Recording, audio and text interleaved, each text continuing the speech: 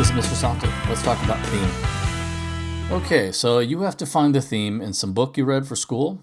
Well, I think that with a few exceptions, theme is the most important element in a work of literature because the theme is the literary work's primary purpose.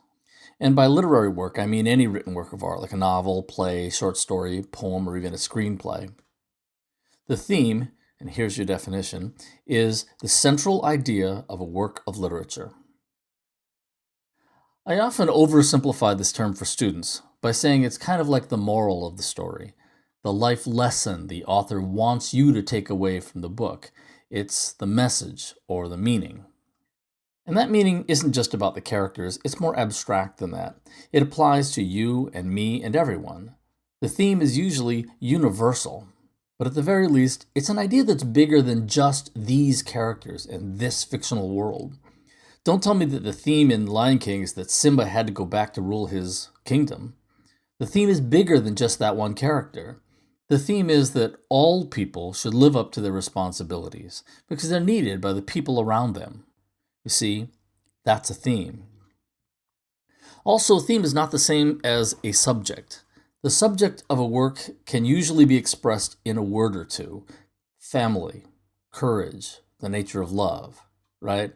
That's the subject. However, the theme is the idea that the writer wishes to express about that subject. It's an opinion, not a fact. If you tell me that the theme is love, I'll say that's wrong, and I'll ask you, what about love? The theme isn't a thing. It must be an opinion about that thing. That's why I tell students not to merely Google what is the theme of this book, because you'll often get things like, one of the themes of this book is love or social justice. The way I define it in my classes, those are subjects, not themes. Love isn't a theme. Love stinks is a theme. Get it? And it would be best if the opinion you came up with wasn't too obvious, like, it's good to be fair. Well, that's pretty obvious, and almost no one would disagree with that, so it isn't very interesting. And if that's all you need for the assignment you're currently working on, you can stop watching now. But theme is actually a little more complicated than that. You know how in life we notice things and we have experiences, we put things together in our minds and we gain insight or understanding about the world? We develop generalizations about how the world works or what people are like. For example, after several instances of having people pop up unexpectedly to help you reach some important goal, if you're an optimistic sort of person, you might say to yourself, well, I guess that's how life is. When you're trying to reach a difficult goal worth reaching, help will become available, even in the unlikeliest of situations. It's a nugget of wisdom you earned through observation and experience. You do this, everyone does this. Chimpanzees can do this. Chimps learn that every year about this time, food can be found in this particular area. They make a generalization based on their experiences. That's a similar process as detecting a theme in a work of literature. When you read a work of literature, that book is a model of the real world. It's like a map or a globe. The author who created that model wants you to see the world through his or her eyes, and probably hopes you'll come to similar conclusions about it. But she doesn't usually put it on a plate and just say it outright because it wouldn't really mean anything to you that way. So she shows you what some slice of the world looks like, and expects you to put things together in your mind, just like you do in real life, making generalizations about the world based on these imagined experiences. We gain insight and understanding about the world that way. This is something that chimps can't do. If you show a chimpanzee a map of a room and show them that the banana is behind this door on the map, the chimpanzee can't apply that understanding to find the actual banana in the actual room. This process of making abstract meaning from a model is one of the things that makes us human. And just like in real life, a good work of literature is complex and could contain many themes, some large and obvious, some small and less obvious. If you're writing a theme essay for the first time, it might be a good idea to go with the big, obvious theme. That's completely fine. I recommend it.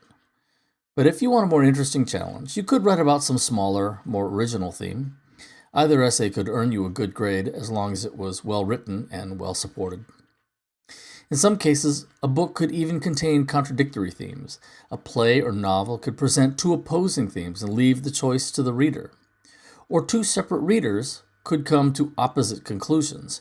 You read a book and you say that the theme is that hard work pays off. Then your friend reads the same book and says that the theme is that hard work is meaningless and that it's luck that matters. So just like in real life, two people with similar experiences can come to very different conclusions. And as long as each person can back up his or her theme with evidence from the book, then his or her opinion is legitimate. Now this might sound strange, but you can even come up with a theme that the author did not intend or even flatly rejects. The author of a poem might say in an interview that he didn't intend for readers to conclude that the strong should conquer the weak, but you might see that theme in his poem anyway, regardless of what he says. And if you can back that up with evidence from the text, then, for you, that's a theme in that poem. The reader owns the meaning, not the author.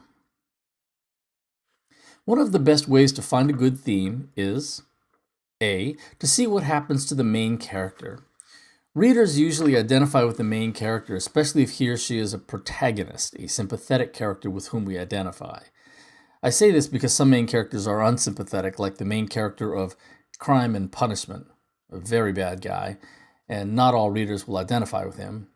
But in either case, if the main character changes over the course of the book in a good way, then a theme could be that readers should do whatever he did. So if a character is heroic in some way, the theme could be that those qualities are admirable and that we should be that way in our own lives. If a main character changes in a bad way, then the theme might be to avoid making that character's choices. For example, in Arthur C. Clarke's science fiction story, If I Forget Thee, O Earth, we learn that the main characters are stranded on the moon because the human race has made the Earth uninhabitable because of nuclear war. Because we see that the character's situation has changed in a very negative way, the theme is to avoid doing what they did. The theme of the story could be that mankind should learn to solve its conflicts without war or violence. And if you're interested in symbolism, here's a key to theme that served me well in college. Ask yourself, if the main character is a symbol for all mankind, what is the author saying about mankind? The answer to that could be your theme. B. Sometimes authors have a character just state the theme, often near the end of a book. It's often some meaningful conclusion about mankind or some aspect of life. A character might say something like, "Well, Bob, love is like that, isn't it? Sometimes it's sweet and sometimes it's sour, but you know, I'll take my chances."